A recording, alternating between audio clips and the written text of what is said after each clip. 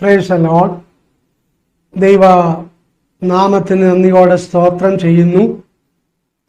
വീണ്ടും ഒരു പ്രഭാതം കൂടി കണ്ട് എഴുന്നേൽക്കുവാൻ സർവശക്തനായ ദൈവം നമ്മെ സഹായിച്ചല്ലോ. ഈ 5-ാം തീയതി ബുധനാഴ്ച, അതെ, ഈ പകൽവേളയിൽ പ്രഭാതത്തിൽ ഏവരെയും പ്രഭാത മന്നയിലേക്ക് കർത്താവ് യേശു ക്രിസ്തുവിന്റെ നാമത്തിൽ സ്വാഗതം ചെയ്യുന്നു. ഇന്നത്തെ ദിവസം ഏവർക്കും നന്ദിയായി അനുഗ്രഹമായി തീരട്ടെ. അല്പസമയ ചിന്തയ്ക്ക് വേണ്ടി വായിക്കുവാൻ ആഗ്രഹിക്കുന്ന വേദവാക്യം മത്തായി 18-ാം അധ്യായം, അതിൻ്റെ 18-ാം വാക്യമാണ്.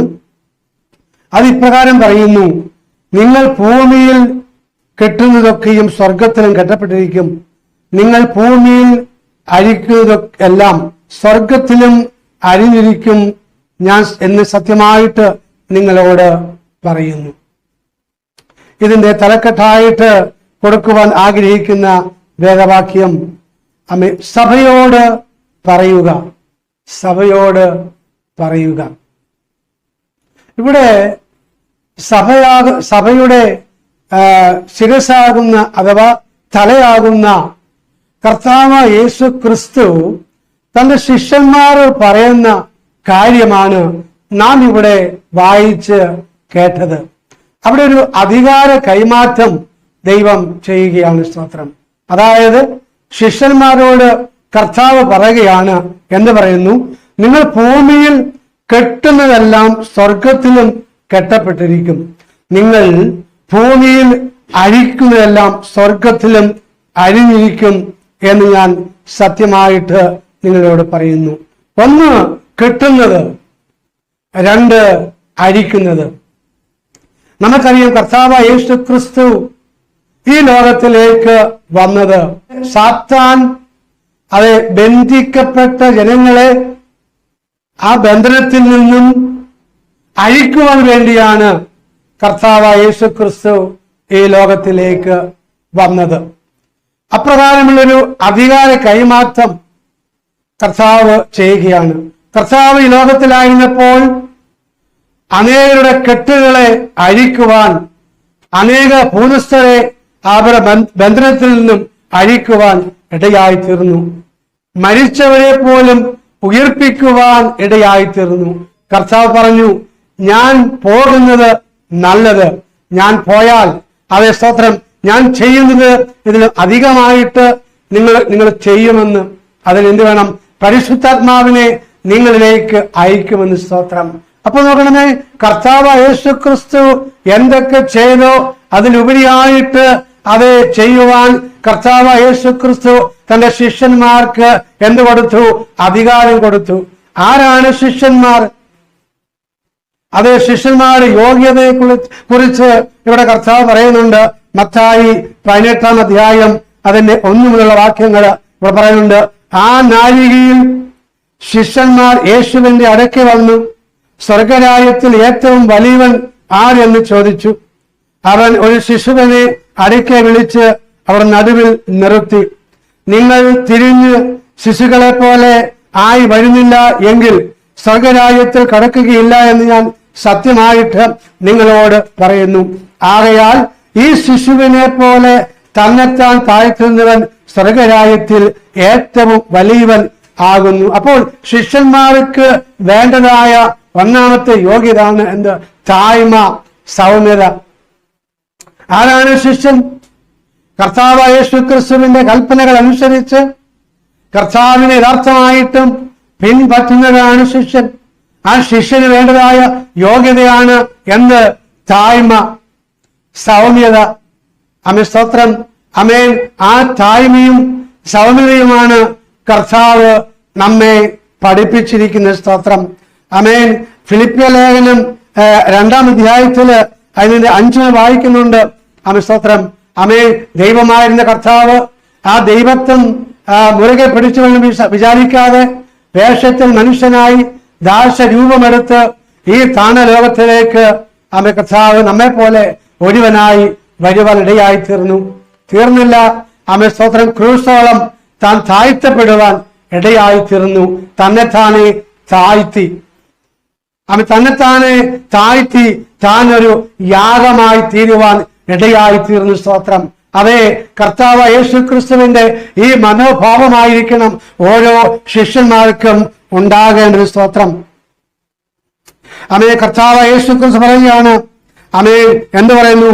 മത്തായി 11 29 വാക്യത്തില് ഇപ്രകാരം വായിക്കുന്നുണ്ട്, ഞാൻ സൗമ്യതയും താഴ്മയും ഉള്ളവൻ ആകയാൽ എന്റെ മുഖം ഏറ്റുകൊണ്ട് എന്നോട് പഠിപ്പീൻ. കർത്താവ് പറയുകയാണ്, എന്ന് പറയുന്നു, ഞാൻ സൗമ്യതയും താഴ്മയും ഉള്ളവൻ ആകയാൽ എന്റെ മുഖം ഏറ്റുകൊണ്ട് എന്നോട് പഠിപ്പീൻ. അപ്പോൾ ശിഷ്യന്മാർക്ക് എന്തുണ്ടായിരിക്കണം? താഴ്മയും സൗമ്യതയും ഉണ്ടായിരിക്കണം. സ്തോത്രം. എവിടെയും താഴുവാൻ ഉള്ളൊരു മനസ്സ് ഉണ്ടായിരിക്കണം. സ്തോത്രം. തന്നെ സമർപ്പിച്ചു കൊടുക്കുന്ന ഒരു മനസ്സ് ശിഷ്യന് ഉണ്ടായിരിക്കണം. ആരാണ് ശിഷ്യൻ? യഥാർത്ഥമായിട്ടും ദൈവകൽപ്പനകൾ അനുസരിച്ച് അത് ദൈവത്തെ പിൻപറ്റുന്ന യഥാർത്ഥമായ ആണ് ശിഷ്യൻ. അപ്രകാരം ആ യഥാർത്ഥമായ ആ ശിഷ്യന് വേണ്ടതായ യോഗ്യതയാണ് താഴ്മ. ആ താഴ്മയാണ് ഇവിടെ കർത്താവ് പറയുന്നത്. സ്തോത്രം. അങ്ങനെയെങ്കിൽ ആ താഴ്മ സ്തോത്രം ശിഷ്യന്മാർക്ക് ഉണ്ടെങ്കിൽ, നമുക്കുണ്ടെങ്കിൽ, കർത്താവ് ചെയ്തതിൽ അധികമായിട്ട് നാം ചെയ്യുവാൻ ഇടയായിത്തീരും. സ്തോത്രം. നമ്മുടെ അടുക്കലേക്ക് വരുന്ന ഒരു രോഗി സ്തോത്രം, രോഗം എന്തുമായിക്കൊള്ളട്ടെ, ആ രോഗിക്ക് വേണ്ടി നാം പ്രാർത്ഥിക്കുമ്പോൾ സ്തോത്രം, ആ രോഗിയെ ദുഷ്ടനായവൻ ബന്ധിച്ചു വെച്ചിരിക്കുന്ന കെട്ടുകളെ അഴിക്കണമെങ്കിൽ ദൈവത്തിന്റെ ആത്മാവ് നമ്മളിലേക്ക് വരണം. അപ്പൊ ദൈവത്തിന്റെ ആത്മാവ് നമ്മളിലേക്ക് വരണമെങ്കിൽ നമുക്ക് എന്തുണ്ടായിരിക്കണം? താഴ്മയുണ്ടായിരിക്കണം, വിശുദ്ധി ഉണ്ടായിരിക്കണം. സ്തോത്രം. സ്തോത്രം. അപ്പോൾ താഴ്മയും വിശുദ്ധിയും ഉണ്ടെങ്കിൽ ആരുണ്ടുള്ളത്?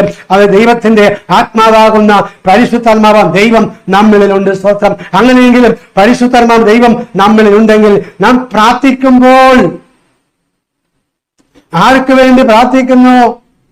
ആ വ്യക്തിയുടെ ബന്ധനങ്ങൾ അഴിയുവാൻ, സ്തോത്രം, രോഗങ്ങൾ മാറുവാൻ ഇടയായിത്തീരും. സ്തോത്രം. ഈ അധികാരമാണ് ദൈവം നമുക്ക് നൽകിയിരിക്കുന്നത്. സ്തോത്രം. കർത്താവ് യേശു ക്രിസ്തു തന്റെ ശിഷ്യനായ പത്രോസിനോട് ഇപ്രകാരം പറയുകയാണ്.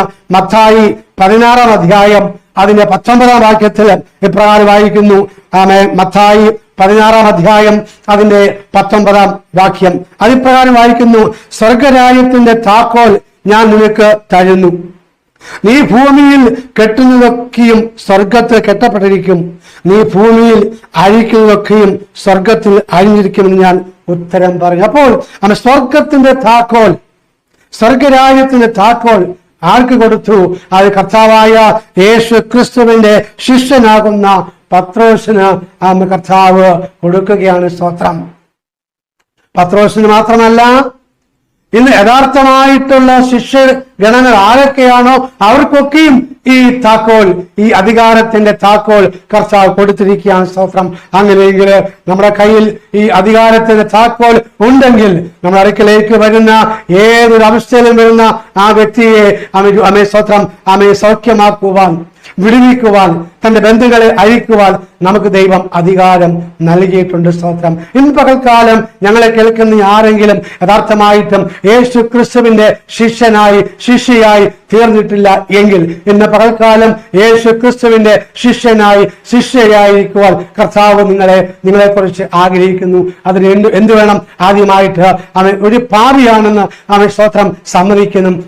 അതെ, ഞാനൊരു പാപിയാണെന്ന് സമ്മതിക്കണം. സ്തോത്രം. ആ പാപങ്ങള് ആരോട് ഏറ്റു പറയണം? അത് കർത്താവായ യേശു ക്രിസ്തുവിനോട് ഏറ്റു പറയണം. സ്തോത്രം. കാരണം മനുഷ്യർക്കും ദൈവത്തിനും ഏക മധ്യസ്ഥൻ കർത്താവായ യേശു ക്രിസ്തു മാത്രമാണ്. ആ മധ്യസ്ഥനോട് നമ്മുടെ പാപങ്ങള് ഏറ്റു പറയണം. സ്തോത്രം.